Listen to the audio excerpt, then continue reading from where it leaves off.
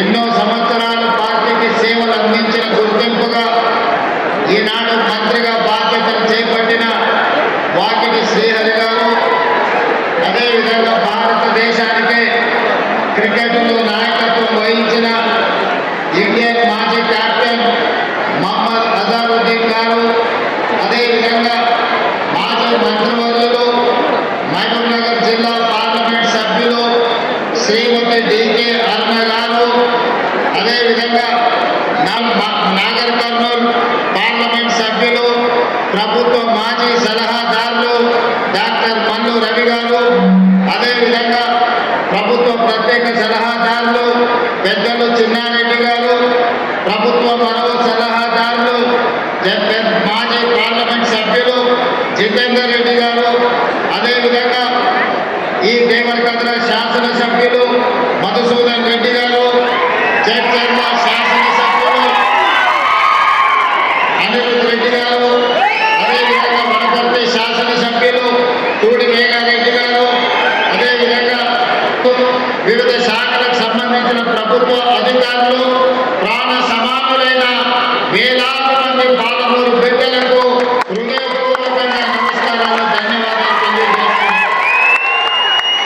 మిత్రులారా, ఈ నూతన సంవత్సరం సంక్రాంతి పండుగ పాలమూరు జిల్లాకు వెలుగులు తీసుకురావాలని, ఈ జిల్లా దేశానికి ఆదర్శంగా అభివృద్ధి జరగాలని మనస్ఫూర్తిగా ఆలోచన చేస్తూ ఆకాంక్షిస్తూ ఆ దిశగా ప్రణాళికలు సిద్ధం చేసుకొని ఈనాడు ట్రిపుల్ కావచ్చు లేదా మహబూబ్నగర్ జిల్లా ముఖ్యంగా పట్టణ కేంద్రంలో వందలాది కోట్ల రూపాయల అభివృద్ధి కార్యక్రమాలను ఈరోజు మనం ప్రారంభించుకోవడం జరిగింది. మిత్రులారా, మీకు అందరికీ తెలుసు, పాలమూరు జిల్లా అంటే కష్టానికి మారు పేరు. ఈ దేశంలో ఎవరు ప్రాజెక్టు కట్టాలన్నా అది ఇక్కడ కట్టే శ్రీశైలమా, నాగార్జున సాగరా, ఎస్ఆర్ఎస్పీ కాదు. ఈ దేశంలో ఏ మూలకు సాగునీటి ప్రాజెక్టులు కట్టాలంటే కట్ట పని, పాల పని, మట్టి పని పాలమూరు బిడ్డలే బాగా చేస్తారని ప్రసిద్ధి.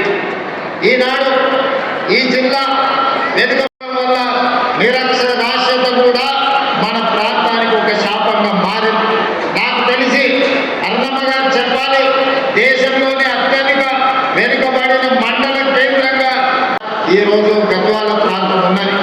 అంటే ఈరోజు తెలంగాణ ప్రాంతంలో కష్టపడే తత్వం ఉన్న, నమ్మకంగా విశ్వాసంగా పనిచేసే పాలమూరు జిల్లా వెనుకబడడానికి కారణం ఆనాటి పాలకులు, ప్రభుత్వాలు మన జిల్లాకు చేయాల్సిన న్యాయం చేయలేదు, ఇవ్వాల్సిన నిధులు ఇవ్వలేదు. అందుకే సాగునీటి ప్రాజెక్టులు ప్రారంభించుకున్నా ఈనాటికి పూర్తి కాలేదు.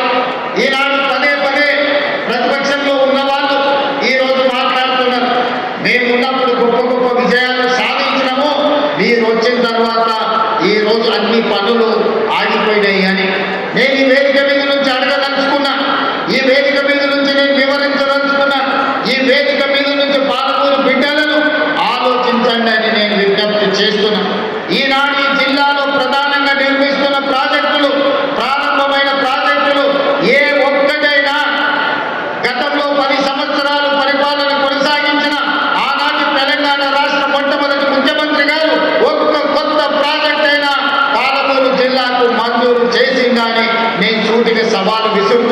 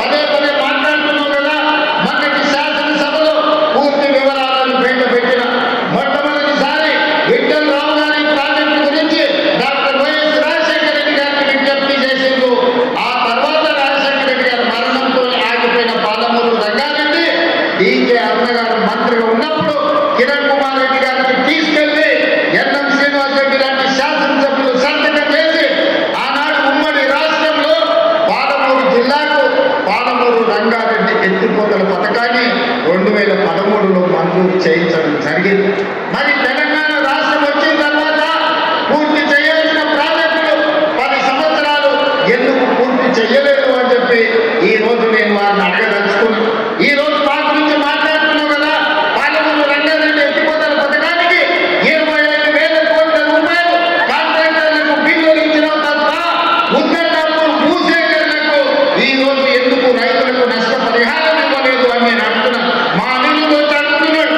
అన్న ఉద్దండాపూర్ రైతు బాధితులకు ముప్పు బాధితులకు నువ్వు పెంచినావు, కొంత నిధులు విడుదల చేసినావు, మిగతావి నువ్వు విడుదల చేస్తే నువ్వు విడుదల చేస్తా అని చెప్తే నేను రైతులకు వెళ్ళి చెప్పుకుంటా అని చెప్పి ఈ రోజు ఎమ్మెల్యే గారు అడుగుతున్నారు. ఈనాడు బీమా కావచ్చు, సంఘం పంటలో ఒక పంట పడగొట్టే 12 కోట్ల రూపాయలు ఇస్తే 10,000 ఎకరాలకు నీళ్లు వచ్చేది, 10 గ్రామాలకు నీళ్లు వచ్చేది.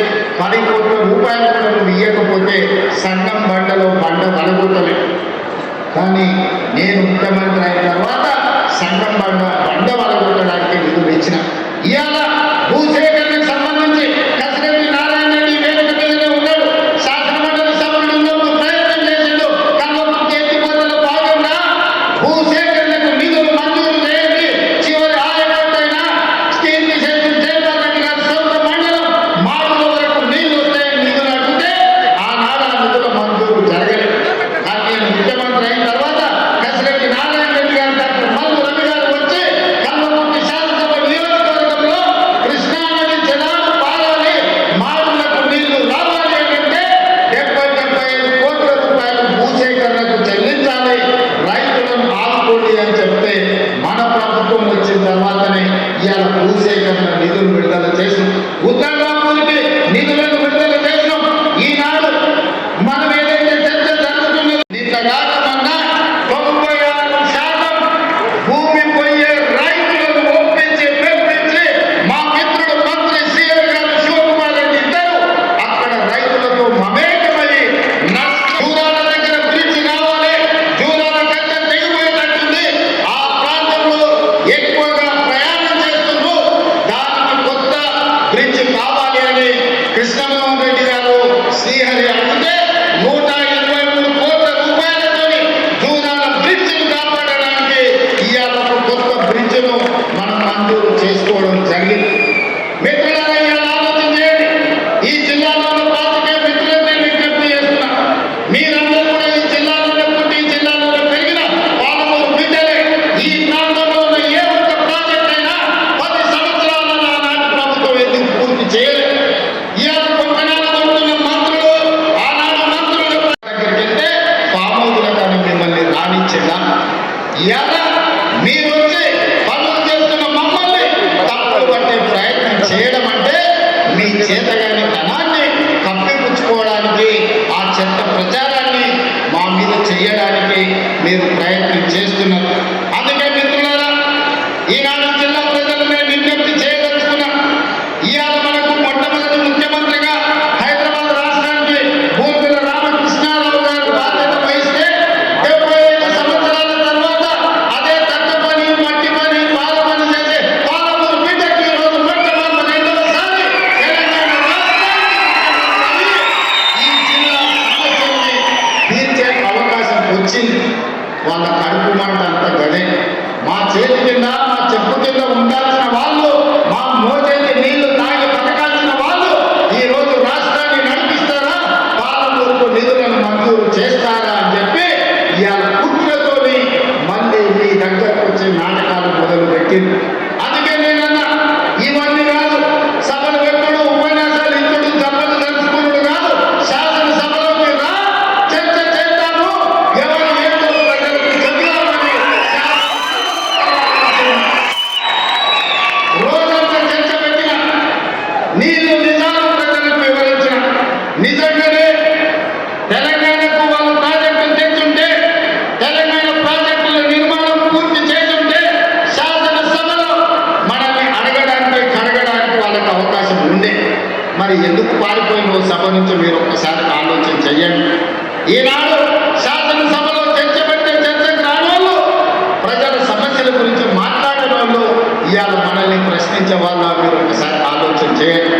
అందుకే మిత్రులారా, ఈనాడు ఐఐటి కావచ్చు, ఇంతకుముందు పెద్ద జితేందర్ రెడ్డి గారు చెప్తున్నారు, తొందరలోనే డీకే అన్నమ్మ గారి మద్దతు ఐఐఎం మనం తెలంగాణకి తెచ్చుకోవాలి. ఐఐఎం కూడా మహబూబ్ నగర్ జిల్లాని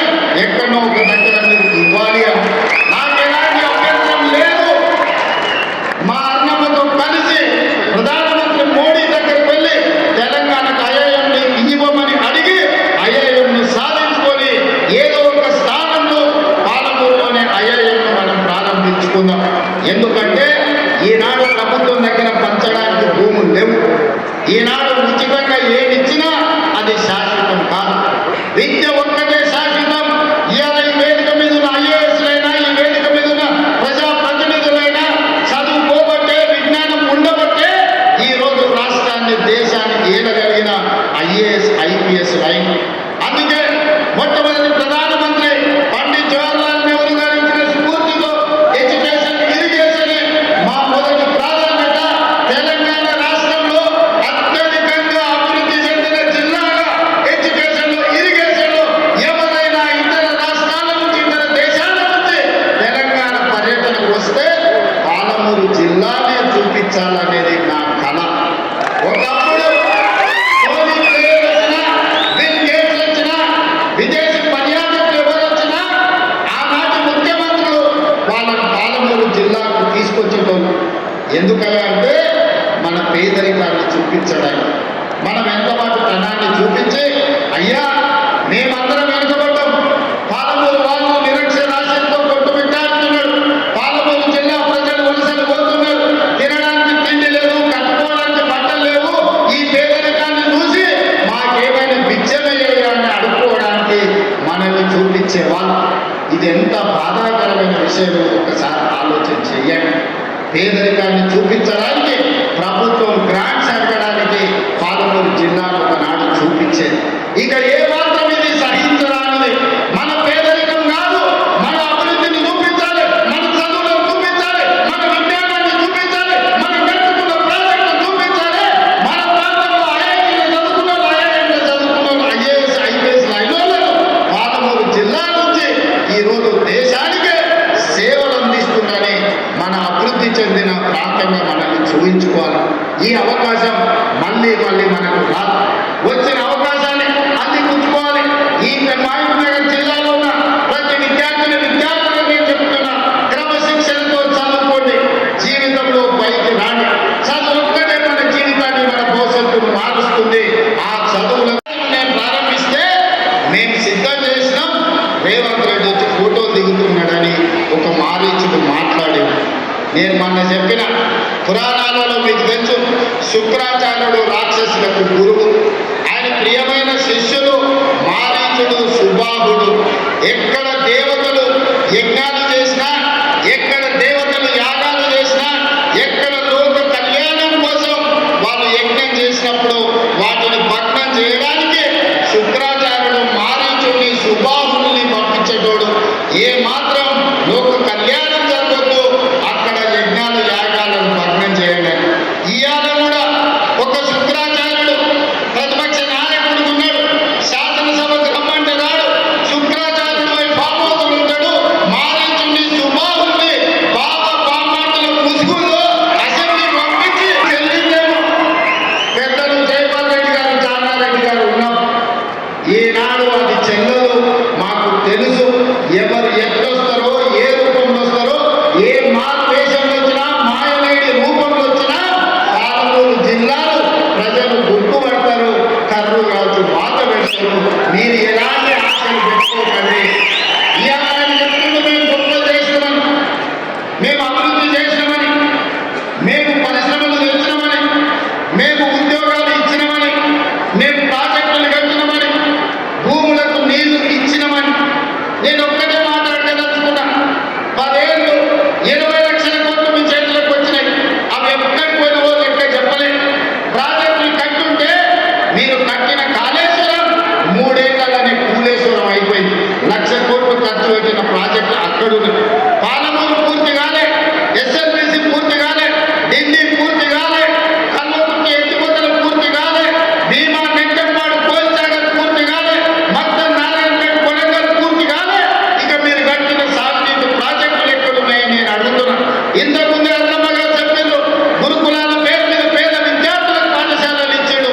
ఉండడానికి గూడు లేదు, కనీసం స్నానాలు చేయడానికి బాత్రూమ్లు లేవు. ఆడపిల్లలు, మగపిల్లలు ఎక్కడికి పోవాలని అన్నారు అడిగారు.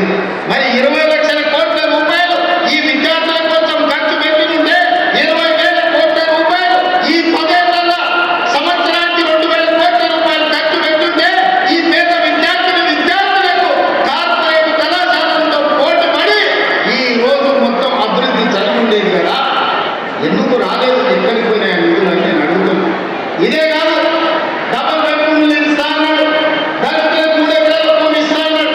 నేను ఇది వచ్చిన వాళ్ళందరినీ అడుగుతున్నా, మా అక్కల్ని ముఖ్యంగా అక్క ఎవరికైనా డబల్ బెడ్రూమ్ ఇల్లు వచ్చిందా?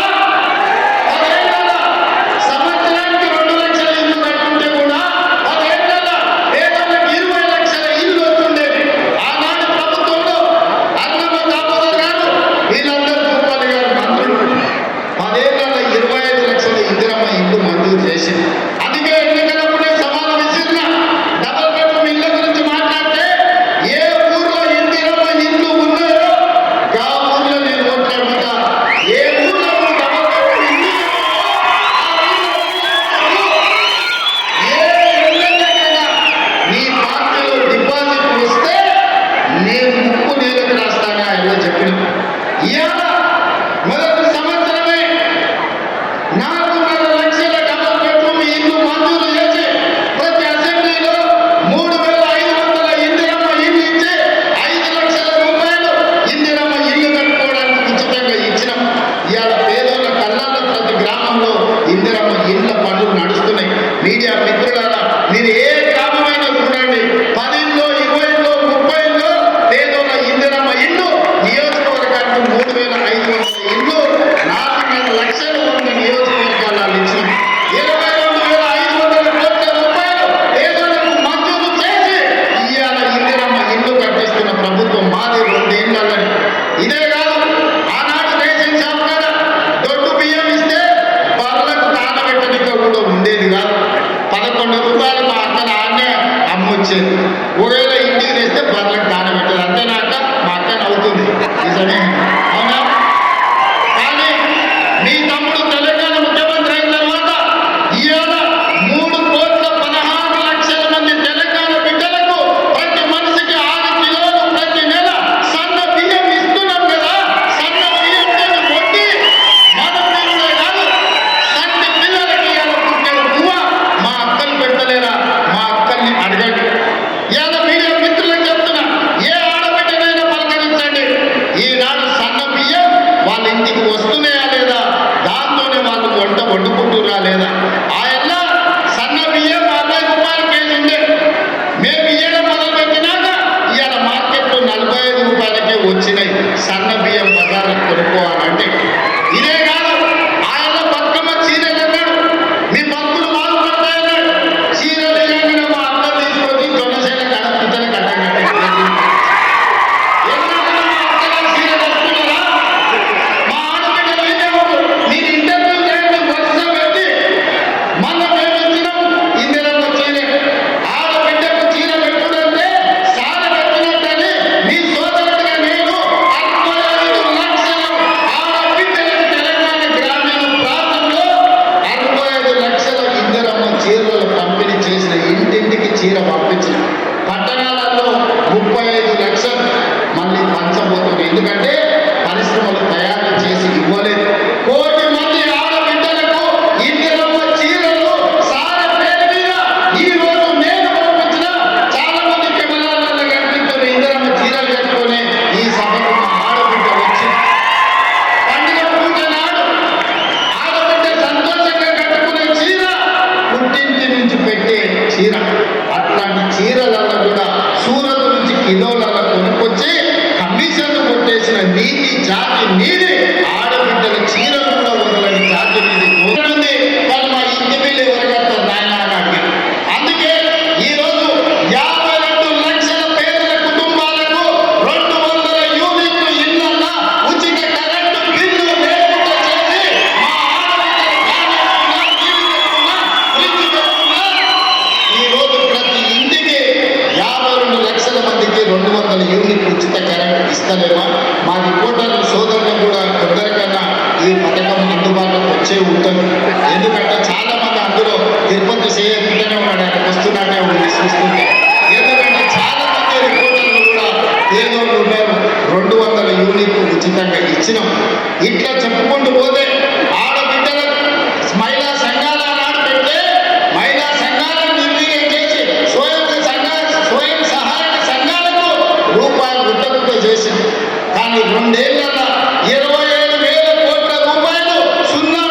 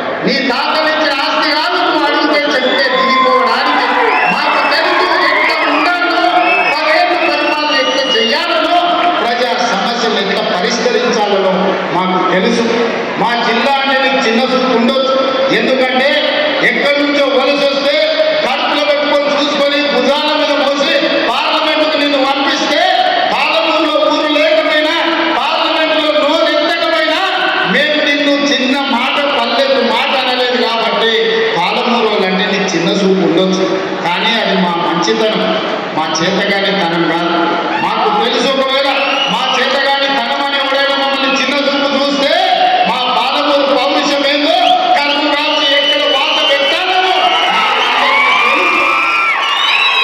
అందుకే ఇవాళ ఒక్క మాట సూటిగా ఈ వేదిక మీద నుంచి చెప్పదలుచుకున్నాం. నువ్వు పడవ పెట్టిన ప్రాజెక్టులు నువ్వు బడికి నిధులు ఇవ్వకపోవడాన్ని ఇవాళ సమస్యల్ని పరిష్కరించి ముందుకు వెళ్తున్నాం.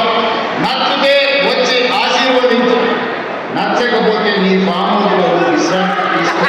అంతే తప్ప మారు దేశాలలో మాదిరిలను పంపితే ఇక్కడ చూస్తూ ఊరుకునే వాడికి ఎవడు లేదు.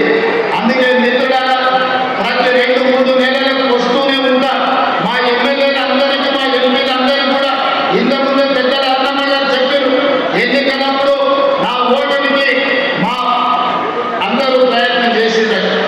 నేనేం దాపరికం లేదు. నేను నిలబడుతూ కూడా అన్ని మీటింగులు చేయను. అంతకంటే ఎక్కువ మీటింగ్లు మహబూబ్నగర్ ఎంపీ కోసం వంశీచంద్ర రెడ్డిని గెలిపించడం కోసం తిరిగిన.